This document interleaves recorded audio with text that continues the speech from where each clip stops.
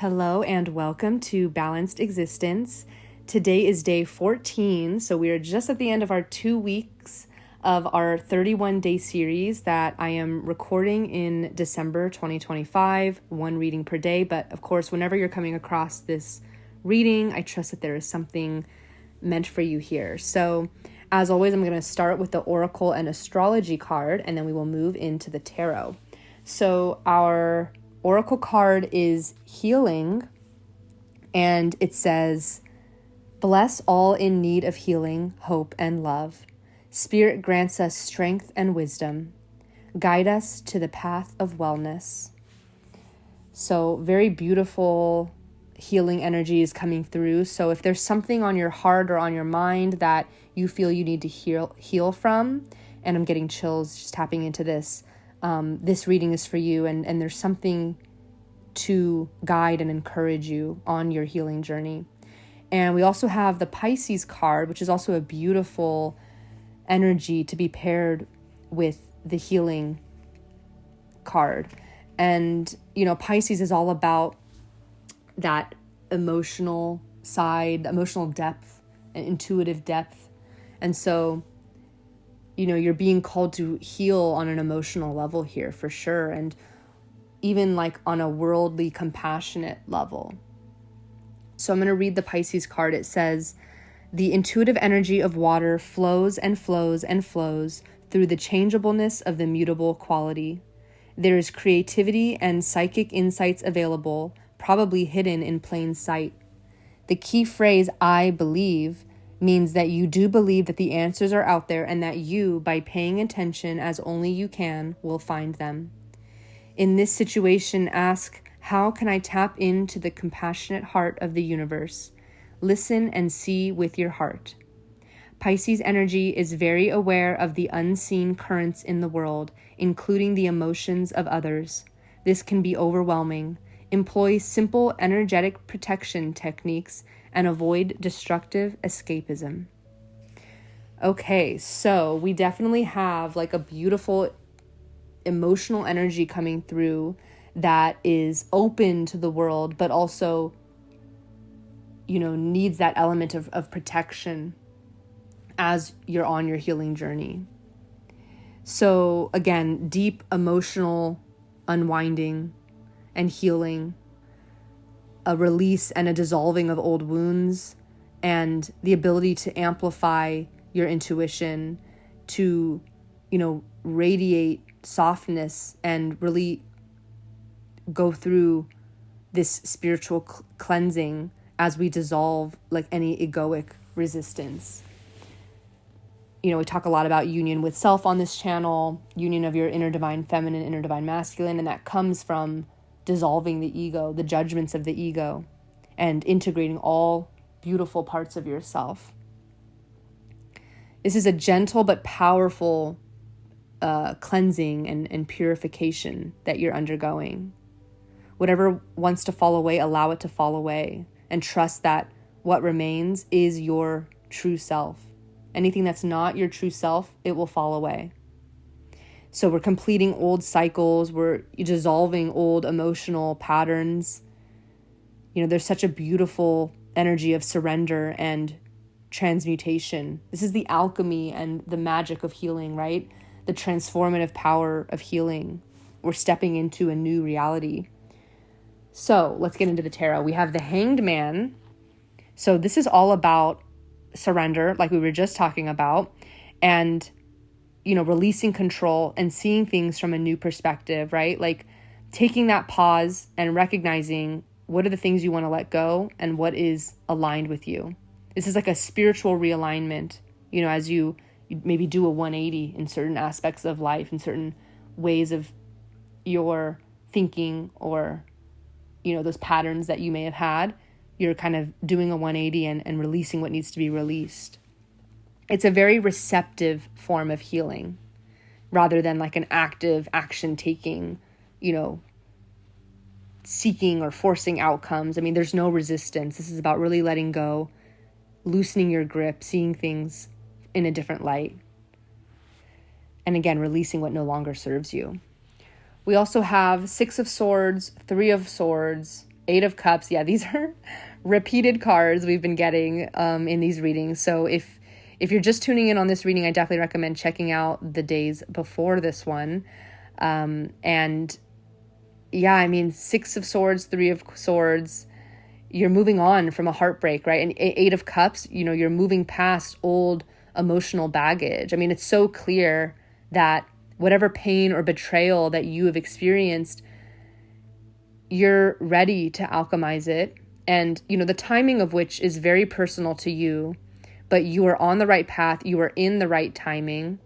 You are in divine timing of your highest timeline, right? You're in it. You're on the journey. You're doing it exactly as it's meant to be unfolding. And so with the Pisces emotional waters and, the Six of Swords is, they're in a boat in choppy waters, and the Eight of Cups is, of course, a water element. This is like shifts and transformations and improvements that are happening at the level of your psyche and your being. After a period of overwhelm, you're allowing the healing Pisces energy to dissolve and soothe that pain and get back in touch with who you are and really experience this powerful spiritual integration. You're crossing an internal threshold. The things that were once heavy, and, in the previous reading, we talked about the narratives and the stories and the spiraling of our mental state that we can get in. You are releasing the heaviness of those burdens, and you are taking the power away, right? Like what was once emotionally intense and felt like it controlled you, you're moving away from that, even in the most subtle ways. Every minute choice that you make, every moment where you're able to catch yourself, when you're embodying or practicing those old thought patterns, every moment that you can catch yourself, even in the most subtle way, has a huge ripple effect to your overall transformation of your being. And that's what you're going through right now. It's extremely powerful, and it may feel painful. You may be feeling that heartbreak really strong, but you are also blessed with the skill set to, heal from this and move on from this. And again, the timing is, specific for you. So, accept right now that this is the journey you're on, and that will allow you to kind of loosen that grip and recognize that, I don't know how long it's going to take for me to heal this, but I'm committed to it. I'm on this journey, and I know I have that Pisces power, I have that emotional power and skill set to allow myself to feel what I need to feel and then release what I need to release and heal in that process. So we also have the Empress. Wow, very much divine feminine energy. And this is what happens when you allow the emotions, you allow the healing. You are so tapped into your Empress energy, the divine feminine. And there's a few things that are coming up. One is the Empress's ability to create, right? The fertility. So you're creating this new reality for yourself. I mean, you very well may be taking part in projects, like literally creating through creative projects or business endeavors or hobbies, whatever it may be. But you're able to do that when you go through that cleansing and reach clarity of your internal world.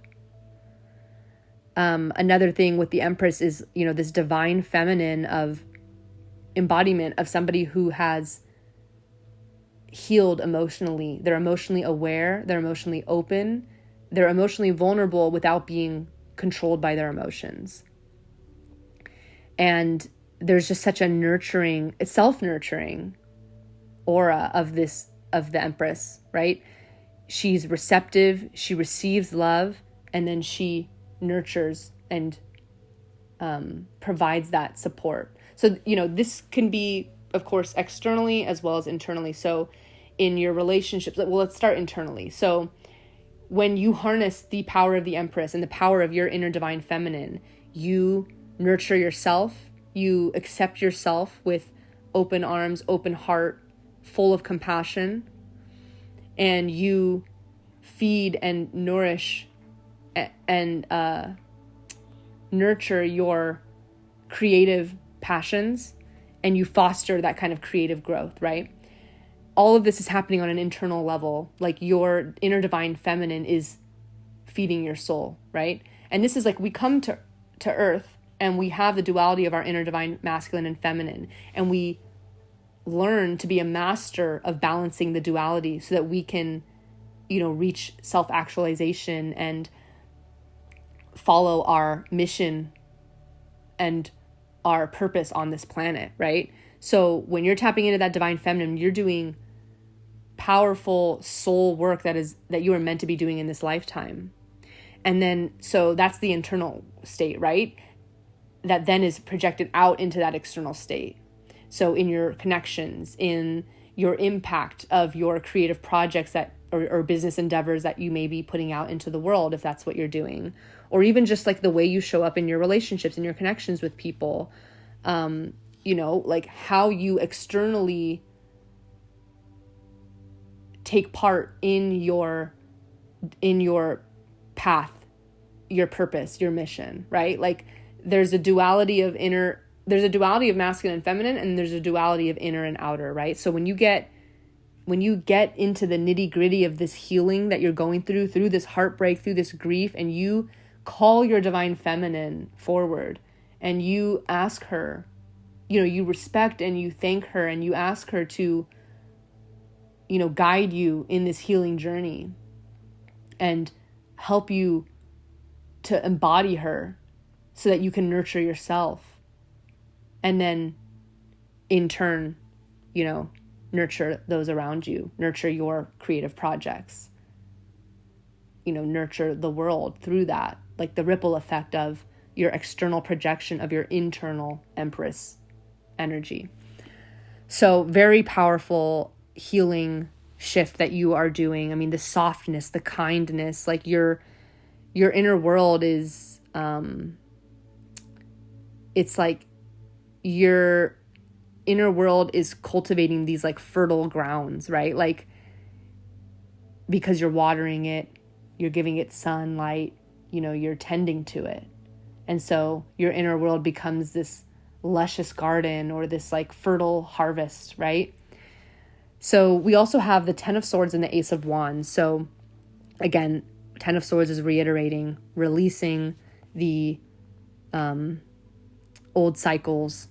Again, with the 3 of Swords and the 10 of Swords both showing up in this reading, I don't want to undermine the difficulty. I mean, I try to stay really positive in these readings and focus on, the healing and the love and the joy and the beauty of the journey you're on.